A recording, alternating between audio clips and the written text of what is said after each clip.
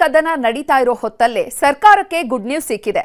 ತಮಿಳುನಾಡಿಗೆ ನೀರು ಹರಿಸೋದು ಹೇಗೆ ಅನ್ನುವಂಥ ಟೆನ್ಷನ್ ಅಲ್ಲಿದ್ದ ಹೊತ್ತಲ್ಲೇ ಕಬಿನಿ ತುಂಬೋ ಹಂತಕ್ಕೆ ಬಂದಿದೆ. ಹೀಗಾಗಿ ತಮಿಳುನಾಡಿಗೆ ನೀರು ಹರಿಯೋದಕ್ಕೆ ಶುರುವಾಗಿದೆ.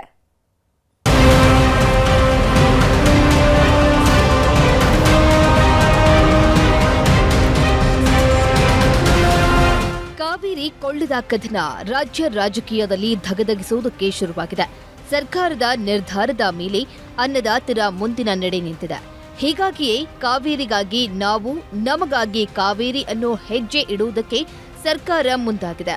ಹೀಗಾಗಿಯೇ ನಾಳೆ ಸಿಎಂ ಡಿಕೆಶಿ ನೇತೃತ್ವದಲ್ಲಿ ಸರ್ವಪಕ್ಷ ಸಭೆ ನಡೆಯಲಿದ್ದು ಅಲ್ಲಾಗೂ ನಿರ್ಧಾರದ ಮೇಲೆ ಮುಂದಿನ ದಾರಿ ತೆರೆದುಕೊಳ್ಳಲಿದೆ.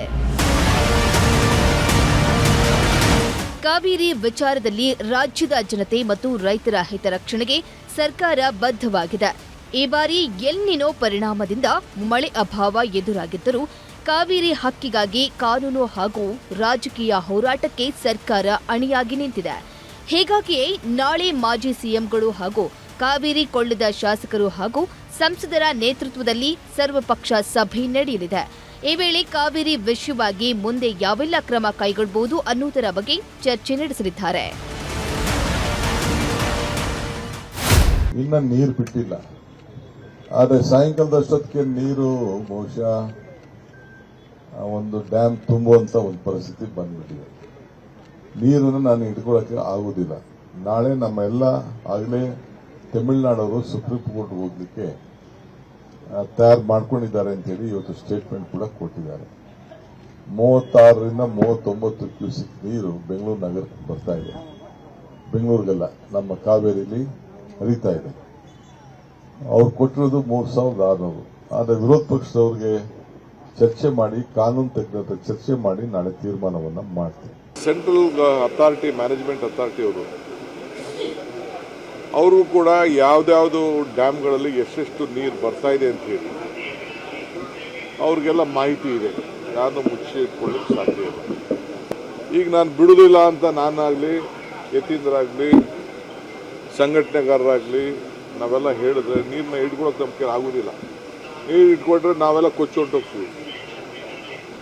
ನ್ಯಾಯಾಲಯಕ್ಕೂ ಗೌರವ ಕೊಡಬೇಕು, ರೈತರನ್ನು ಬದುಕಿಸಬೇಕು. ಈ ರಾಜ್ಯದ ರೈತರ ಹಿತ ಕಾಪಾಡಲು ನಮ್ಮ ಬದ್ಧತೆ ಇದೆ. ಸಂಕಷ್ಟದ ಪರಿಸ್ಥಿತಿಯ ನಡುವೆಯೂ ತಮಿಳುನಾಡು ಸರ್ಕಾರ ದಿನಕ್ಕೆ 9,500 ಕ್ಯೂಸೆಕ್ ನೀರಿಗಾಗಿ ಪಟ್ಟು ಹಿಡಿದಿತ್ತು. ಆದರೆ ದೆಹಲಿಯಲ್ಲಿ ರಾಜ್ಯದ ಕಾನೂನು ಮತ್ತು ನೀರಾವರಿ ತಜ್ಞರ ತಂಡ ಮಂಡಿಸಿದ ಬಲವಾದ ವಾದದ ಪರಿಣಾಮ ಕಾವೇರಿ ನೀರು ನಿರ್ವಹಣಾ ಪ್ರಾಧಿಕಾರ ಆದೇಶಿಸಿದ್ದು 3,500 ಕ್ಯೂಸೆಕ್ಸ್ ಮಾತ್ರ. ಇದು ಸರ್ಕಾರದ ಪ್ರಬಲ ವಾದಕ್ಕೆ ಸಿಕ್ಕ ಜಯವಾಗಿದೆ. ಈಗ ತಮಿಳುನಾಡು ಏನಂದರೆ ಅವರಿಗೆ ಕುಡಿಯೋ ನೀರು ಬಿಟ್ಟು ಇನ್ನೂ ಅಧಿಕವಾಗಿ 16-17 TMC ನೀರಿದೆ.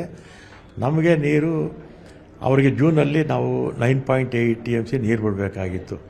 ಜುಲೈಯಲ್ಲಿ 31 TMC ನೀರು ಬಿಡಬೇಕಾಗಿತ್ತು. ಹತ್ತಿರ 40 TMC ನೀರು ಬಿಡಬೇಕಾಗಿತ್ತು. ಆದರೆ ಬರಗಾಲ ಇದ್ದಿದ್ದರಿಂದ ಬಿಡೋಕ್ಕಾಗಿಲ್ಲ. ಆದರೂ ಕೂಡ ಅವರ ಹತ್ರ ಸುಮಾರು 16-17 TMC ಅಷ್ಟು ನೀರಿರೋದ್ರಿಂದ ನಮಗೆ ಬಿಡಿ ಅಂತ ಅವರು ಕೇಳಿದ್ದಾರೆ. ಆಮೇಲೆ ನಾವು ಅಪೀಲ್ ಹೋದ್ವಿ MAಗೆ, ಮಾನಿಟರಿಂಗ್ ಅಥಾರಿಟಿಗೆ. ಅವರು ಕೂಡ ಅದನ್ನೇ ಅಪೀಲ್ ಮಾಡಿದ್ದಾರೆ. ಇನ್ನು ನಾಳೆ ಸರ್ವಪಕ್ಷ ಸಭೆ ಇರೋದ್ರಿಂದ ಈ ಸಭೆಗೂ ಮುನ್ನ ಬಿಜೆಪಿಯ ಕೋರ್ ಕಮಿಟಿ ಸಭೆ ನಡೆಯಲಿದೆ. ಉಸ್ತುವಾರಿ ರಾಧಾ ಮೋಹನ್ ದಾಸ್ ಅಗರ್ವಾಲ್ ಉಪಸ್ಥಿತಿಯಲ್ಲಿ ಕೋರ್ ಕಮಿಟಿ ಸಭೆ ನಡೆಯಲಿದ್ದು ಸರ್ವಪಕ್ಷ ಸಭೆಯಲ್ಲಿ ಯಾವ ನಿಲುವು ತಗೊಳ್ಬೇಕು ಅನ್ನೋದರ ಕುರಿತು ಚರ್ಚೆ ನಡೆಸಲಿದ್ದಾರೆ. ನಮ್ಮ ಪಕ್ಷದ ಎಲ್ಲ ವರಿಷ್ಠರು ನಿಶ್ಚಯನ ಮಾಡ್ತಾರೆ.